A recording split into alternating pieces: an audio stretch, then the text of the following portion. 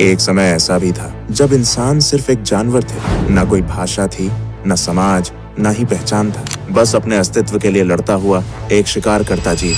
न उसे कल की चिंता थी, न भविष्य का कोई सपना। हर दिन एक जंग थी, भूख, डर और मौत से। यहीं से शुरू होती है जानवर से इंसान बनने का सफर। और उस सफर की सबसे पहली गूंज गूंजती है उन पुरानी गुफाओं की दीवारों पर। आज से अरबों साल पहले का वो समय जब धरती पर कोई इंसान, जानवर, पेड़ पौधे, यहाँ तक कि कोई भी जीवित प्राणी मौजूद नहीं था। सिर्फ एक उबलता हुआ आग का गोला जो सूरज से भी ज्यादा खतरनाक लग रहा था। ना कोई हवा थी, ना पानी, सिर्फ धधकती हुई गर्मी, अंधेरा और चारों तरफ तबाही। ये वही धरती है जिस पर आज हम खड़े हैं। लेकिन तब इसका वातावरण इतना विषैला और गर्म था कि जीवन का कोई सवाल ही नहीं उठता था। धीरे धीरे लाखों साल बीत गए। धरती ठंडी होने लगी, ज्वालामुखी शांत होने लगे और धरती का पहला समुद्र बना। इन समुद्र में विभिन्न रासायनिक पदार्थ एक दूसरे के संपर्क में आने लगे और एक अद्भुत प्रक्रिया की शुरुआत हुई, जीवन की प्रक्रिया। पहले पहल सूक्ष्म जीव बने जिन्हें हम प्रोकैरियोटिक कोशिकाएं कहते हैं। ये इतने छोटे थे कि उन्हें देखने के लिए माइक्रोस्कोप की भी जरूरत पड़ती। ये प्राणी ही जीवन की पहली कड़ी थे। कोई हाथ पैर नहीं, कोई दिमाग नहीं, बस एक सरल कोशिका जो जीवन के पहिए को घुमा रही थी। धीरे धीरे प्रोकैरियोटिक जीवों ने खुद को विकसित किया और यूकैरियोटिक जीव अस्तित्व में आए। अब जीवन सिर्फ एक कोशिका तक सीमित नहीं था, बल्कि कई कोशिकाएं मिलकर एक शरीर का निर्माण करने लगी थी। फिर समय के साथ धरती का वातावरण बदलता गया। पृथ्वी में ऑक्सीजन की मात्रा बढ़ने लगी और समुद्र जीवों से भरने लगे। फिर आया एक ऐसा समय जिसने जीवन की दिशा ही बदल दी। इस दौरान हजारों नई प्रजातियां एक साथ विकसित हुईं। जटिल जीव जैसे मछलियां, कीड़े, जेलीफिश और कई अनोखे समुद्री जीवों का आगमन हुआ। रीढ़ वाले जीव पहली बार दिखने लगे। जीवन तेजी से विकसित होने लगा और फिर कुछ जीव पानी से बाहर निकलकर धरती पर भी अपने पैर जमाने लगे। कुछ मछलियां विकसित होकर उभयचर यानी एम्फिबियंस बन गईं, जिन्हें पहले पानी और फिर धीरे धीरे जमीन पर रहने की ताकत मिली। फिर आए सरीसृप यानी रेप्टाइल्स। ये वो जीव थे जिन्होंने धरती पर राज करने की शुरुआत की। इन सभी के बीच धीरे धीरे विकसित हुआ एक ऐसा समूह जिसने आगे चलकर पृथ्वी के सबसे बड़े साम्राज्य को जन्म दिया, डायनासोर। धरती का सबसे दिलचस्प दौर जब डायनासोर पूरी पृथ्वी में राज करते थे, जो लगभग 23 करोड़ साल पहले शुरू हुआ था। डायनासोरों की दुनिया सिर्फ एक जैसे विशाल जीवों की नहीं थी, बल्कि ये एक पूरी जैव विविधता से भरी दुनिया थी, जिसमें हर प्रकार का डायनासोर अपनी एक अलग पहचान और भूमिका निभाता था। कुछ डायनासोर शुद्ध रूप से शाकाहारी थे, जैसे ब्रैकियोसोरस, जो अपनी लंबी गर्दन से आसमान छूते पेड़ों की ऊंचाई तक पहुंच जाते और वहां के पत्तों को आराम से चबाते थे। इनके विशाल शरीर और शांत स्वभाव के बावजूद इनके चारों ओर हमेशा सतर्कता बनी रहती थी, क्योंकि शिकारी हर कोने में छिपे होते थे। वहीं ट्राइसेराटॉप्स जैसे डायनासोर अपने बड़े और मजबूत सींगों के साथ नजर आते थे, शांत स्वभाव वाले, मगर जरूरत पड़ने पर अपने दुश्मनों से टकरा जाने वाले योद्धा। दूसरी ओर मांसाहारी डायनासोरों की दुनिया कहीं ज्यादा खौफनाक थी। टायरेनोसोरस रेक्स को कौन नहीं जानता, विशालकाय जबड़े, नुकीले दांत और राक्षसी ताकत, जिसने इसे अपने समय का सबसे खतरनाक शिकारी बना दिया था।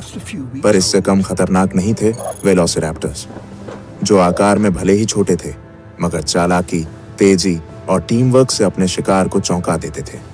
लेकिन डायनासोरों की कहानी सिर्फ धरती तक सीमित नहीं थी। कुछ ने आसमान में उड़ान भरी, जैसे प्टेरोडैक्टाइल्स और क्वेट्ज़लकोअट्लस, जिनके पंख इतने विशाल थे कि लगता था जैसे पूरा आकाश ही उनके कब्जे में हो। ये उड़ने वाले डायनासोर शिकार करने के लिए या लंबी दूरी तय करने के लिए आसमान में इधर उधर मंडराते रहते थे। और वहीं जब नजरें समंदर की गहराइयों में जाती हैं, तो वहां भी डायनासोरों जैसा जीवन मौजूद था। मोसासोरस जैसे समुद्री शिकारी अपनी ताकतवर पूंछ और जबड़ों से पूरे समुद्री जीव जगत पर राज करते थे, जबकि प्लीसियोसोरस अपनी लंबी गर्दन और तेज तैराकी के साथ गहराइयों में शिकार की तलाश में निकलते थे। यानी डायनासोरों का युग धरती, आकाश और समुद्र तीनों में फैला हुआ था और हर जगह वे अपनी अपनी दुनिया के बादशाह थे। डायनासोरों का साम्राज्य करीब 18 करोड़ साल तक चलता रहा, लेकिन फिर करीब 6.5 करोड़ साल पहले धरती पर एक विनाशकारी घटना घटी। एक विशाल उल्कापिंड मेक्सिको के युकाटन प्रायद्वीप से टकराया। इस टक्कर की ताकत इतनी जबरदस्त थी कि उसने आसमान में धूल और राख का अंधेरा फैला दिया। सूरज की रोशनी धरती तक पहुंचनी बंद हो गई, तापमान गिरने लगा और सबसे पहले असर पड़ा पेड़ पौधों पर। जंगल धीरे धीरे सूखने लगे। जब पेड़ पौधे नहीं बचे तो शाकाहारी जीव भूख से मरने लगे, और जब शाकाहारी खत्म हुए तो मांसाहारी भी ज्यादा दिनों तक टिक नहीं पाए। धीरे धीरे बड़े जीवों की प्रजातियां एक एक कर खत्म होने लगीं। ऐसा लगा जैसे पूरी धरती की जीवन का कड़ी टूट रही है। और यहीं पर खत्म हो गया डायनासोरों का करोड़ों साल पुराना साम्राज्य। मगर इस तबाही के बीच धरती एक नई शुरुआत की तैयारी कर रही थी। एक नई सभ्यता, नए जीव और अंततः इंसानों का युग शुरू होने वाला था। डायनासोरों के विनाश के बाद धरती पर एक नया अध्याय शुरू हुआ। करोड़ों सालों तक दबे, छिपे और भय में जीने वाले छोटे छोटे स्तनधारी जीव अब मुक्त थे। पहले ये जीव पेड़ों की झाड़ियों में, जमीन के नीचे बिलों में या चट्टानों की दरारों में छिपकर रहते थे, क्योंकि धरती पर डायनासोरों का राज था और उनका किसी भी समय शिकार हो जाना तय था। मगर अब वह डर मिट चुका था। वातावरण धीरे धीरे स्थिर हो रहा था और जीवन को फिर से फैलने का मौका मिल रहा था। इन स्तनधारियों की खासियत थी कि इनके शरीर पर फर था, जिससे ये तापमान के बदलते हालात में खुद को बचा सकते थे। ये अपने बच्चों को जन्म देकर दूध पिलाते थे, जिससे उनकी संतानों की जीवन दर अधिक थी। जैसे जैसे समय बीतता गया, इन स्तनधारियों ने अपने पर्यावरण के हिसाब से खुद को ढालना शुरू किया। कुछ ने पेड़ों पर रहना जारी रखा, जहां उन्हें फल, पत्तियां और सुरक्षा मिलती थी। वहीं कुछ जमीन पर उतर आए और उन्होंने नई चुनौतियों का सामना करना सीखा। खुला आकाश, खुले शिकारी और बदलता मौसम। डायनासोरों के बाद धरती स्तनधारी जीवों से भर गई थी, लेकिन उनमें से कुछ खास प्रजातियां धीरे धीरे एक नए मुकाम की ओर बढ़ रही थी।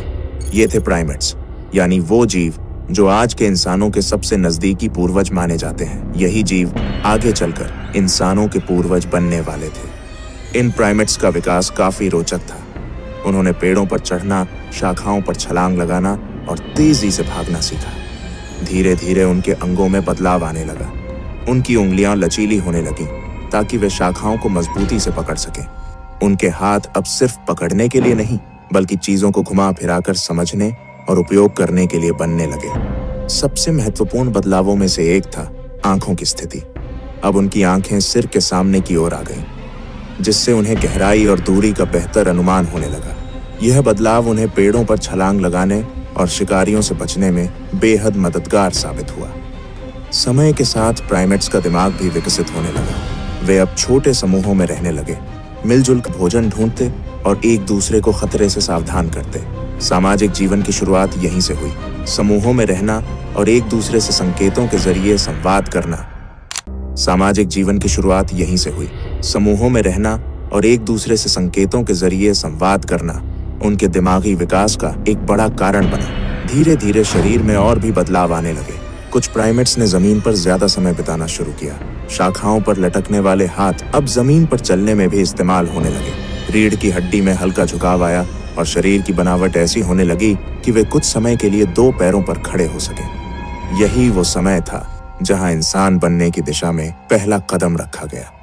दो पैरों पर खड़े होना सिर्फ एक शारीरिक बदलाव नहीं था, ये संकेत था एक नई सोच, एक नए दृष्टिकोण और धरती पर आने वाले सबसे जटिल जीव मनुष्य की शुरुआत का। आज से लगभग 20 लाख साल पहले इंसानी विकास की यात्रा ने एक नया मोड़ लिया। होमो इरेक्टस का उदय हुआ, जिसका अर्थ है सीधा खड़ा होने वाला मानव। यह हमारे पूर्वजों की इवोल्यूशनरी कड़ी में एक बेहद अहम पड़ाव था। होमो इरेक्टस न सिर्फ दिखने में पहले के प्राइमेट्स से अलग था, बल्कि इसकी क्षमताएं भी कहीं अधिक विकसित थीं। इनका मस्तिष्क पहले की तुलना में बड़ा और अधिक जटिल हो चुका था, जिससे सोचने, समझने और समस्याओं को हल करने की क्षमता बढ़ी। इनकी सबसे खास बात थी इनका शरीर। ये पूरी तरह दो पैरों पर सीधा चल सकते थे, जिससे इन्हें लंबी दूरी तय करने में आसानी होती थी। होमो इरेक्टस ने न सिर्फ चलना सीखा, बल्कि अपने हाथों का इस्तेमाल औजार बनाने के लिए करना शुरू कर दिया। पत्थर को तराश कर हथियार बनाना, लकड़ियों से साधारण उपकरण तैयार करना, ये सब उनके जीवन का हिस्सा बन गया था। लेकिन जो चीज उनके जीवन में सबसे बड़ा बदलाव लेकर आई वो थी आग का प्रयोग। आग को नियंत्रित करना और उसका इस्तेमाल करना मानव इतिहास की सबसे क्रांतिकारी खोजों में से एक था। इससे खाना पकाना संभव हुआ, जिससे भोजन को पचाना आसान हो गया और पोषण भी बढ़ा। आग ने उन्हें ठंड से बचाया, जिससे अब वे ठंडे इलाकों में भी जीवित रह सकते थे और सबसे अहम, आग ने उन्हें रात के अंधेरे और जंगली जानवरों से सुरक्षा दी। इस सब के साथ साथ एक और सामाजिक बदलाव हुआ। अब लोग आग के चारों ओर इकट्ठा होने थर नहीं, बल्कि हाथ कुल्हाड़ी, नुकीले भाले और पत्थर की चाकू, खुरचनी जैसे औजार तैयार किए जाने लगे। ये सिर्फ औजार नहीं थे, बल्कि यह इस बात का प्रमाण थे कि इंसान का दिमाग अब पहले से ज्यादा विकसित हो रहा था। वह अब अपने पर्यावरण को समझने और उसे अपने अनुसार ढालने लगा था। समूह में रहने के अपने फायदे थे। भोजन मिल बांट कर खाया जाता, बच्चों की देखभाल पूरी टीम मिलकर करती और बीमार या बूढ़े सदस्यों की जिम्मेदारी भी सब मिलकर उठाते। यह सामूहिक जीवन इंसानी समाज की नींव बन गया। अब इंसान गुफाओं में रहने लगा था। अंदर आग जलाकर रात बिताना, ठंड से बचना और सुरक्षा महसूस करना, ये गुफाएं इंसानों के पहले घर बन चुकी थीं। लेकिन गुफाएं सिर्फ ठिकाना नहीं थीं, ये अब पहली कला की जन्मभूमि बनने वाली थीं।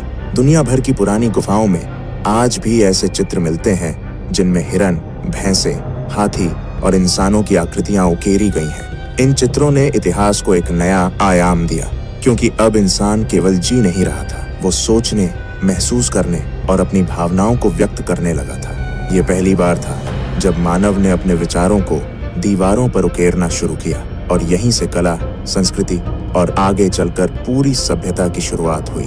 अब हम उस निर्णायक मोड़ पर आ पहुंचे हैं जहां होमो सेपियंस सिर्फ शिकार करने वाले जीव नहीं रह गए थे। अब वे धीरे धीरे इंसान बन रहे थे। एक ऐसा जीव जो सिर्फ जीने के लिए नहीं, बल्कि महसूस करने, बोलने और समझने के लिए भी जीवित था। भाषा कोई एक दिन में नहीं बनी, यह भी लाखों सालों में धीरे धीरे विकसित हुई। शुरुआत हुई इशारों से, हाथों, आंखों और चेहरे के हाव भाव से। अगर आपको ये इंसानी विकास की कहानी पसंद आई हो तो इसे दूसरों तक जरूर पहुंचाइए, क्योंकि जब तक हम अपने अतीत को नहीं जानेंगे तब तक अपने भविष्य की उड़ान को सही मायनों में नहीं समझ पाएंगे। क्योंकि जब तक हम अपनी जड़ें नहीं जानेंगे, हम अपने पंखों की कद्र नहीं कर पाएंगे। तो वीडियो को लाइक करें, चैनल को सब्सक्राइब करके हमारे साथ जुड़े और कमेंट में बताइए आपका क्या मानना है।